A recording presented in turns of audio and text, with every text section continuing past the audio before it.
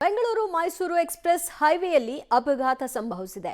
Barricade ಹಾಕಿ ಅಲ್ಲಿ ರಸ್ತೆ clean ಮಾಡ್ತಾ ಇದ್ದ ವೇಳೆ ಈ ದುರ್ಘಟನೆ ಸಂಭವಿಸಿದೆ.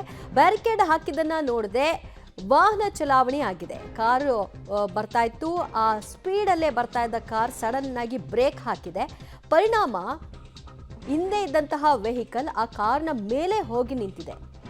ಆದರೆ ಯಾವುದೇ ಅಪಾಯ ಆಗಿಲ್ಲ, ಸಾವು ನೋವುಗಳಾಗಿಲ್ಲ ಅನ್ನೋದು ಇಲ್ಲಿ ಗಮನಿಸಬೇಕಾಗಿರುವಂತಹ ವಿಚಾರ.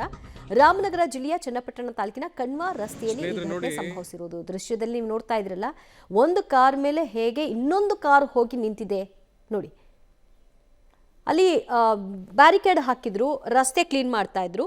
ಆ ಮಾರ್ಗವಾಗಿ ಈ ಕಾರ್ ಬರ್ತಾ ಇತ್ತು, ನಿಯಂತ್ರಣ ಕಳೆದುಕೊಳ್ತು. ಪರಿಣಾಮ ಸಡನ್ ಆಗಿ ಬ್ರೇಕ್ ಹಾಕಿದೆ. ಹಿಂದೆ ಕೂಡ ಅದೇ ಸ್ಪೀಡಲ್ಲಿ ಬರ್ತಾ ಇದ್ದಂತಹ ಕಾರು ಕೂಡ ಕಂಟ್ರೋಲ್ ತಪ್ಪಿ ಆ ಕಾರ್ ಮೇಲೆ ಹೋಗಿ ನಿಂತಿರುವಂತಹ ಘಟನೆ. ಆದರೆ ಯಾರಿಗೂ ಏನೂ ಆಗಿಲ್ಲ ಅನ್ನೋದು ಇಲ್ಲಿ ಗಮನಿಸಬೇಕಾಗಿರುವಂತಹ ವಿಚಾರ.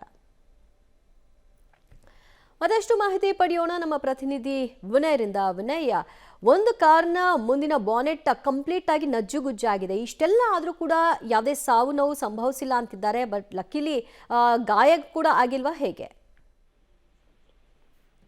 ದಿವ್ಯಾ, ಇದು ಚನ್ನಪಟ್ಟಣದ ಕಣ್ವ ರಸ್ತೆ ಬಳಿ ಒಂದು ಅಪಘಾತ ನಡೆದಿರುವಂತದ್ದು. ಬೆಂಗಳೂರು ಮೈಸೂರು ದಶಪಥ ಹೆದ್ದಾರಿಯಲ್ಲಿ ಅತಿ ವೇಗದಿಂದ ಸಾಕಷ್ಟು ಅಪಘಾತಗಳು ಕೂಡ ಹಿಂದಿನಿಂದಲೂ ಕೂಡ ಸಂಭವಿಸ್ತಾ ಇರುವಂತದ್ದು. ಈಗಲೂ ಕೂಡ ಆ ರೀತಿಯ ಅಪಘಾತಗಳು ಮುಂದುವರೆದಿರುವಂತದ್ದು. ಯಾಕಂದ್ರೆ ಬೆಂಗಳೂರು ಮೈಸೂರು ಹೈವೇಲಿ ಆಗಾಗ ನಿರ್ವಹಣೆ ಕೆಲಸವನ್ನು ಕೂಡ ಮಾಡಲಾಗುತ್ತೆ. ಅಂದ್ರೆ ರಸ್ತೆ ಮಧ್ಯೆ ಬೆಳೆದಿರುವಂತಹ ಗಿಡಗಂಟೆಗಳನ್ನ ತೆರವು ಮಾಡುವಂತ ಕೆಲಸವನ್ನ ಮಾಡಲಾಗುತ್ತೆ.